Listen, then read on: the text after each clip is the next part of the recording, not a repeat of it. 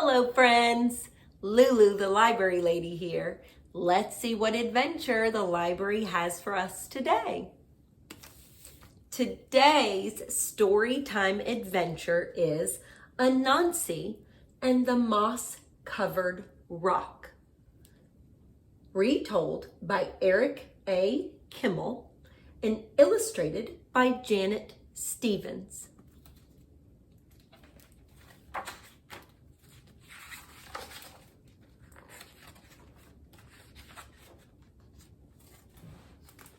Once upon a time, Anansi the spider was walking through the forest when something caught his eye.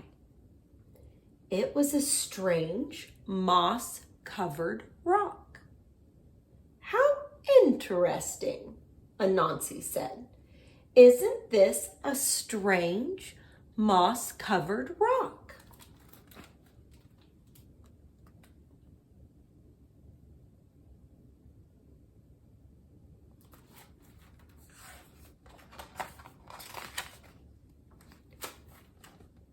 Clump!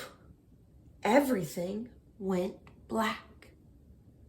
Down fell Anansi, senseless. An hour later, Anansi woke up. His head was spinning. He wondered what had happened. "I was walking along the path when something caught my eye. I stopped and said, 'Isn't this a strange moss-covered rock?'" Clump! Down fell Anansi again. But this time, when he woke up an hour later, he knew what was happening. "Aha!" said Anansi. "This is a magic rock. And whenever anyone comes along and says the magic words, 'Isn't this a strange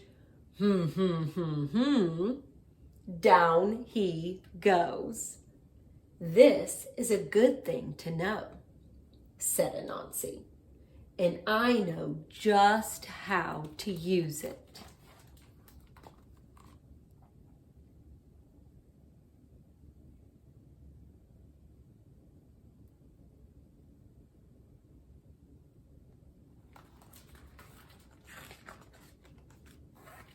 So Anansi went walking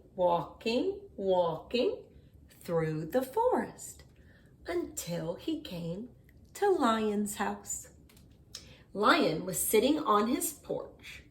At his feet was a great pile of yams. Anansi loved yams, but he was too lazy to dig them up himself. Anansi said to Lion, "Hello, Lion. It is very hot today.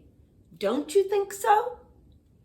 "Yes, Anansi," said Lion. "It is terribly hot." "I am going for a walk in the cool forest," said Anansi. "Would you like to come?" "I certainly would," said Lion.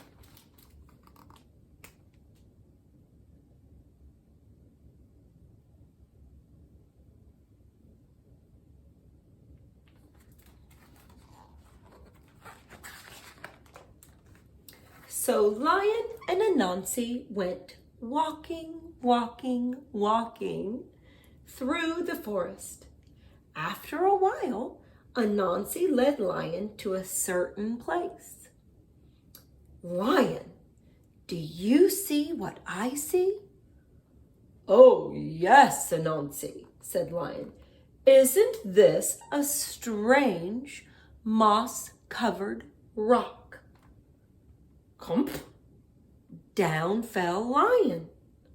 Anansi ran back to Lion's house and made off with Lion's yams.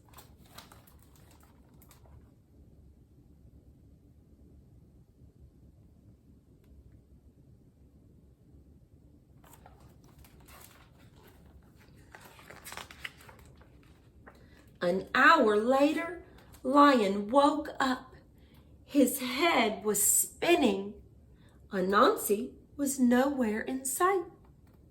And when Lion got home, he found that every single one of his yams was gone.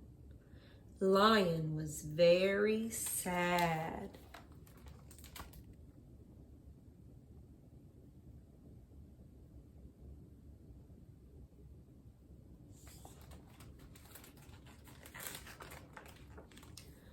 But Anansi was very happy. He couldn't wait to play his trick again. Once more, Anansi went walking, walking, walking through the forest. This time, he stopped at Elephant's house. Elephant was sitting on his porch. At Elephant's feet was a great pile of bananas.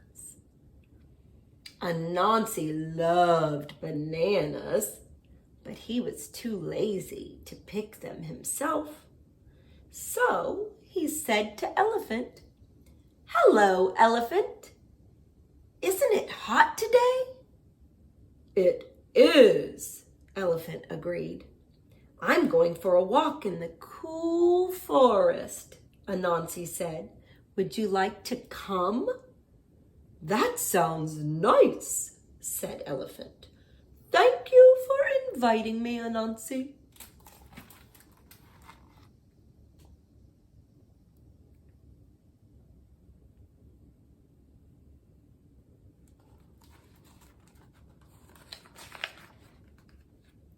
So Anansi and Elephant went walking, walking, walking through the forest.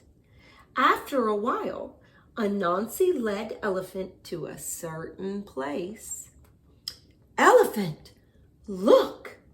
Do you see what I see?" Elephant looked. "Yes, I do, Anansi. Isn't this a strange moss-covered rock?" Clump! Down fell Elephant. Anansi ran back to Elephant's house and made off with all the bananas.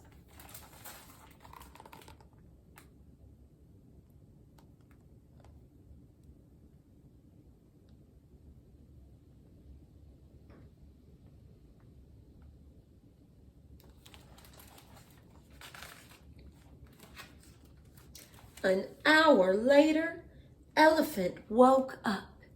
His head was spinning. Anansi was nowhere in sight. And when he got home, he found that every single banana, every single one of his bananas was gone. Elephant was very sad.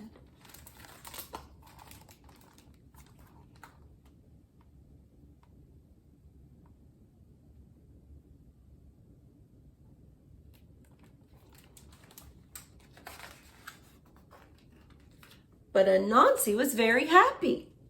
He couldn't wait to play his trick again. He played it on rhinoceros and hippopotamus. He played it on giraffe and zebra. He played it on every single animal in the forest.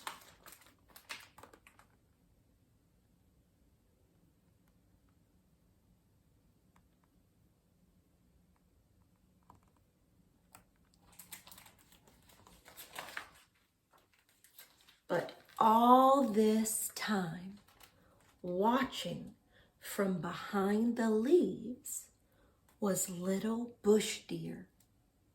Little bush deer is small and shy and very hard to see. She watched Anansi play his wicked trick again and again on all the other animals. Little bush deer decided it was time for Anansi to learn a lesson. So little bush deer went deep into the forest to where the coconut trees grow. She climbed a coconut tree and threw down a great many coconuts. She carried the coconuts home in a basket and set them on her porch. Then she sat down beside them to wait.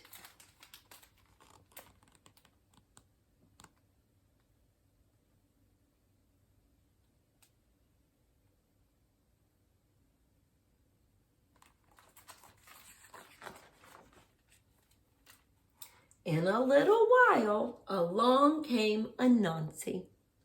Anansi's eyes lit up when he saw little bush deer's coconuts. Anansi loved coconuts. He loved to eat the tender white coconut meat and drink the sweet coconut milk inside. But he was much too lazy to gather coconuts himself. Instead, he said, "Hello, little bush deer. It is so hot today." Little bush deer smiled. "It is very hot, Anansi. I'm going for a walk in the cool forest. Would you like to come?" "Yes, I would," said little bush deer.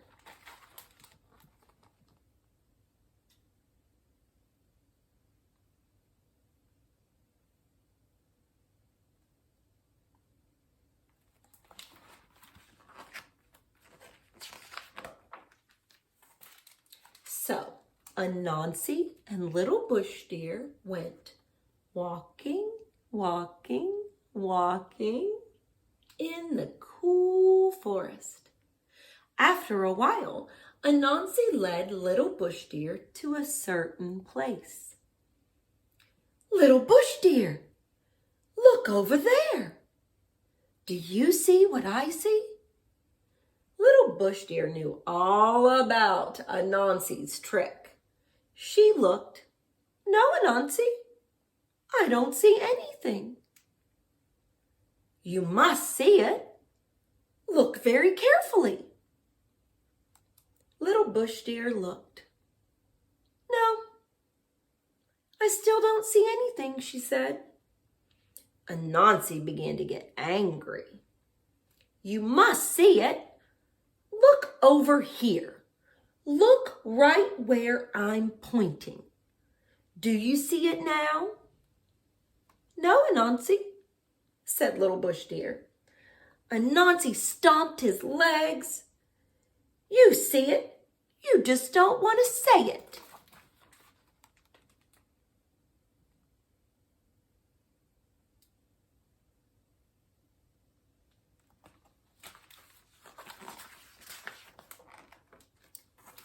"Say what?"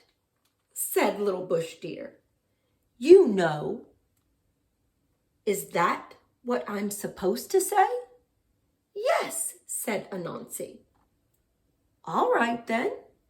I will say it to make you happy." "You know," said little bush deer.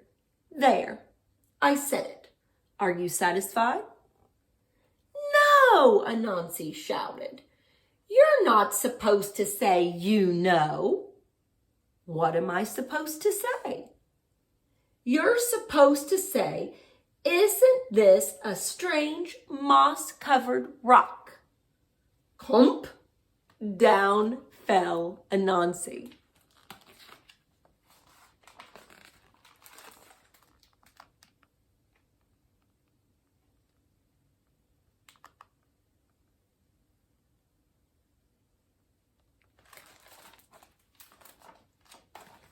Little bush deer ran and got all the other animals. Together, they went to Anansi's house and took back all the good things he had stolen from them.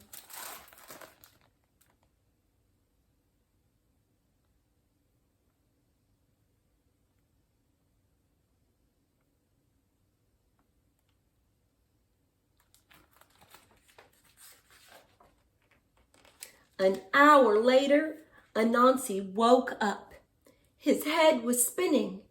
Little Bush Deer was nowhere in sight. And when he got home, he found his house was as empty as it was before.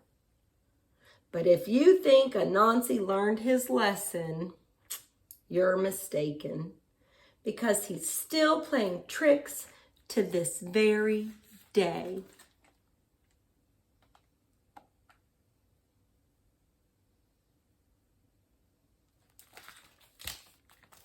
The end.